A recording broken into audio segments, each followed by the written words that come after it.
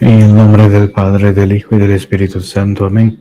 Dios te salve María, llena eres de gracia, el Señor es contigo, bendita tú eres entre todas las mujeres, y bendito es el fruto de tu vientre Jesús. Santa María, Madre de Dios, ruega por nosotros pecadores, ahora y en la hora de nuestra muerte. Amén. San José, ruega por nosotros.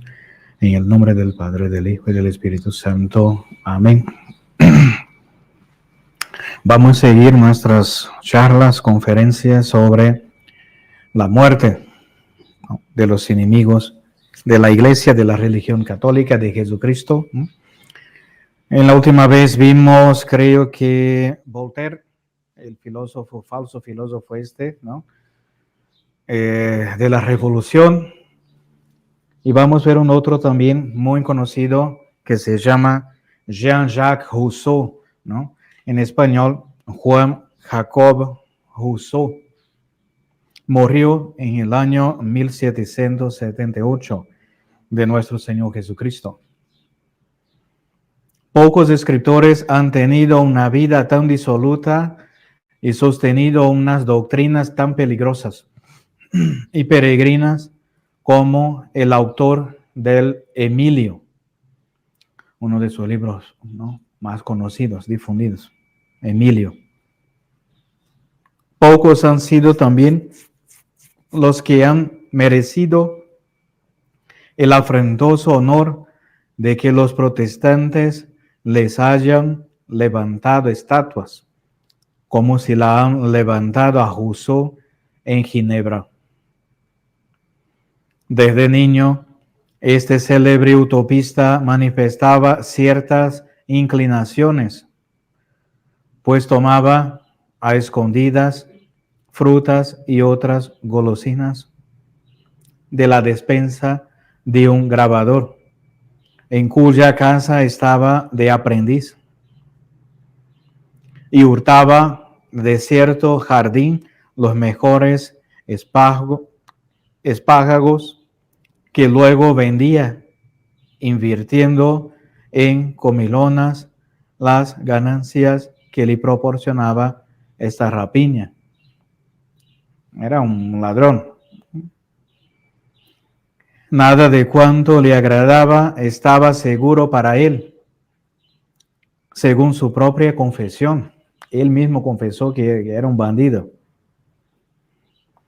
En cierta ocasión se apoderó también de un lingote de plata y acusó de su falta a un criado excelente que había sido siempre fiel y obediente a sus amos. Pero recayendo sobre Rousseau graves sospechas, fue despedido de la casa. Robaba ahí, empezaba a trabajar con otro patrón y lo robaba. En Lyon, en casa de Messier de Mably, fue objeto de su rapacidad un buen número de botellas de vino blanco de Arbois, que se fue bebiendo poco a poco, concluyendo por apropiarse también algún dinero. Estos detalles los tomamos de sus confesiones, porque parece que Rousseau quiso imitar en esto a San Agustín, pero con la diferencia de que éste las hizo con una profundísima humildad y aquel las escribió con un orgullo satánico, dándose la absolución a sí mismo y creyendo que no habría hombre mejor que él. Juan Jacob Rousseau no pertenecía a ninguna escuela, ni contrajo alianza con nadie, ni se afilió a ningún partido. Un odio profundo e inveterado, nacido de una rivalidad continua, le separaba de Voltaire. Su extravagante inteligencia, animada de un gran espíritu de independencia, acogía con pasión las mayores quimeras. Su corrompido corazón hacía un ideal del vicio y cubría la disipación con los colores de la inocencia. Su carácter era tan voluble y tan inconstante que con frecuencia se inclinaba a los extremos más opuestos, bajo las apariencias de un sentimiento de humanidad. Profesaba una doctrina perversa e inmoral, impía en religión, subversiva en política, destructora del orden social y atentoria a toda jerarquía, a todo príncipe, a toda autoridad y a todo culto. Rousseau ofrece en raro contraste de que se refuta a sí mismo. En efecto, atacó los milagros del Evangelio y escribió un pasaje sublime sobre el carácter de este libro sagrado. Combatió la majestad y la pompa del culto católico y por otra parte fue el autor de la famosa profesión de fe del vicario saboyano y de esa utopía pedagógica titulada Emilio, que consideraba superior al Telémaco y en la cual enseñaba que su discípulo no debía oír hablar de Dios hasta la edad de 20 años. Pero la obra en que Rousseau se muestra más hostil a la religión es El contrato social, que acusa al cristianismo de haber roto la unidad del Estado, destruido el amor de la patria, favorecido a los tiranos y abolido las virtudes guerreras. Sus contradicciones eran tales que la Harpe decía que hasta la verdad engañaba en sus escritos. Reconocía un Dios único, una suprema inteligencia a la cual lo debemos todo, incluso el ser y la inteligencia. Y al mismo tiempo lo concebía la creación y creía de poca importancia saber si hay uno o dos principios de las cosas. El Dios de la masonería, ¿no? Para uno ingresar en la masonería hay que creer en Dios, pero algo abstracto, ¿no? No Jesucristo.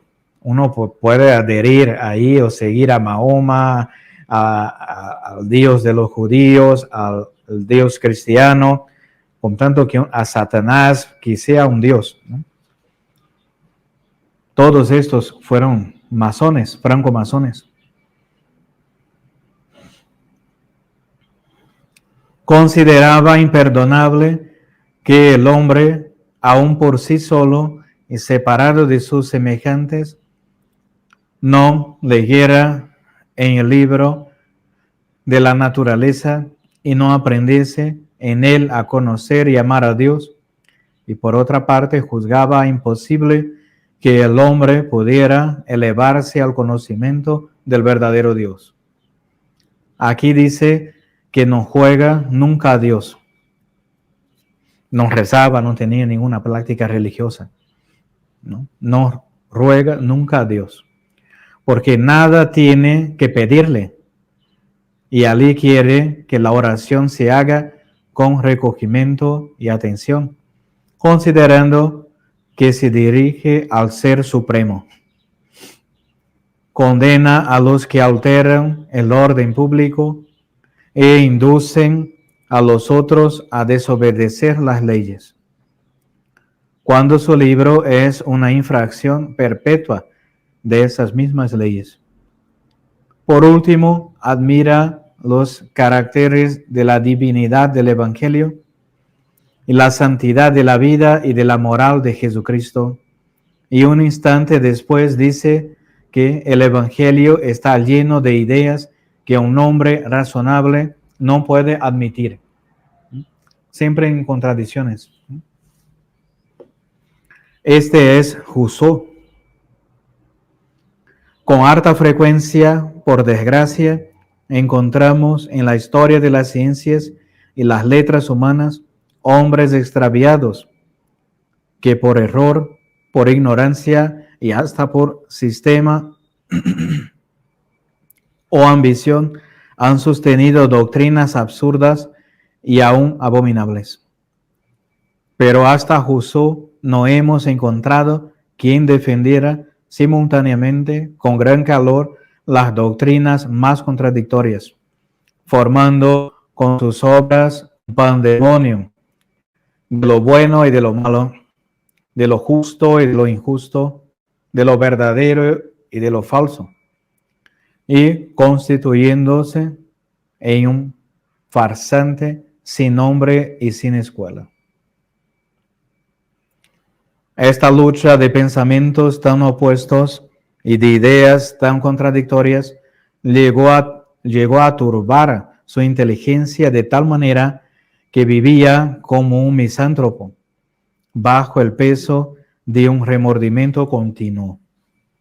Un poco como su amigo Voltaire, ¿no? En los pecados, ¿no? En los vicios y la conciencia que lo acusaba siempre.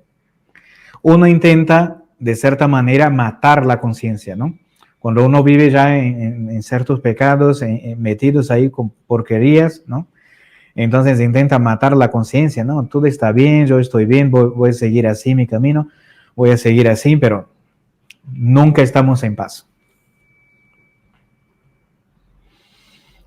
Bajo el peso de un remordimiento continuo que hizo de su vida un martirio lento.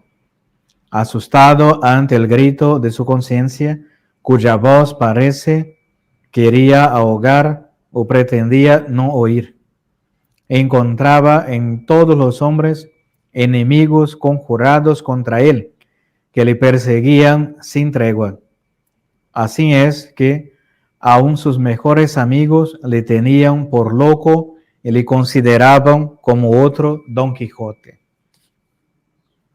Por último, y a pesar de haber escrito algunas páginas belísimas contra el suicidio, se suicidó, según se cree generalmente, y según afirma una mujer célebre, entusiasta, admiradora de sus obras, y que le tributó una especie de culto. Entonces decía una cosa, que hay que creer en Dios, pero en su vida vivía al revés, como que si Dios no existiera, ¿no?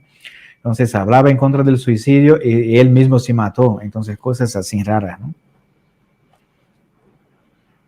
En efecto, Madame de Staël publicó en 1789 unas cartas sobre las obras y el carácter de este publicista, donde, hablando de su muerte, dice, esta señora que lo admiraba, ¿acaso se extrañe que yo considere como cierto que Rousseau se dio la muerte? Pero un genovés que vivió familiarmente con él durante los últimos 20 años de su vida, recibió del mismo Rousseau, poco tiempo antes de su muerte, una carta en la cual parecía anunciar esta resolución. Después, habiéndose informado con gran interés de sus últimos momentos, supo que Rousseau gozaba de perfecta salud la mañana del mismo día de su muerte, que dijo veía el sol por última vez y que pidió café que se sirvió él mismo. Pocas horas después volvió a su casa y comenzó a sufrir horriblemente, pero prohibió que se le socorriese y mandó que no se avisase a nadie. Poco tiempo antes de este triste día se había percibido de cierta inteligencia que existía entre su mujer y un hombre de la clase más abyecta. Y esto le preocupó tanto que aquel día estuvo durante 8 horas sumido en una meditación profunda. Que la mujer lo traicionaba, ¿no? Paréceme que, uniendo estos detalles a su habitual tristeza y al acrecentamiento extraordinario de sus tormentos y temores y sus desconfianzas, no podrá dudarse de que este hombre desgraciado terminó voluntariamente su vida. Concluye la señora esta, ¿no? Algunos dudaron que Rousseau se suicidara, pero Madame Estelle persistió en su creencia y escribiendo a Madame de Vassy sobre esto mismo decía, ¿no?, en una otra carta a otra señora: un genovés secretario de mi padre y que pasó gran parte de su vida con Rousseau, y además un tal Mouton, hombre de gran talento y confidente de sus últimos pensamientos, me han asegurado lo que he escrito, y aún he visto cartas suyas de poco tiempo antes de su muerte, donde anunciaba su resolución de quitarse la vida. Entonces, muchos otros también enemigos de la iglesia o traidores como Judas, y dicen también Pilatos y otros también, que vamos a ver también todas estas muertes, ¿no? Que la gran mayoría se suicidó, ¿no?, quitó la propia vida, ¿no? Tiene odio a la vida, a las cosas, ¿no?, de Dios, que es el don más precioso que tenemos, es la vida. Entonces ellos practican todo tipo de pecados, ¿no? Y tienen una vida completamente mala, llevan una vida mala, y después cuando están cansados de todo, de que han practicado todo, quitan la propia vida, ¿no? Y se van al infierno, por supuesto, ¿no? Entonces pedir muchísimo la intercesión de María Santísima en nuestras vidas para no seguir estos malos ejemplos, ¿no? Y el mundo ahí está lleno, ¿no? Siempre en la televisión, ahí en la internet, en las redes, vemos que es común también eso, el ateísmo, ¿no?, que se junta a una mala vida y después al suicidio, ¿no? Entonces pedir la intercesión de Nuestra Señora para seguir siempre en el camino este recto que conduce, ¿no?, hacia el cielo. Ave María Purísima, sin pecado concebida, en el nombre del Padre, del Hijo y del Espíritu Santo. Amén.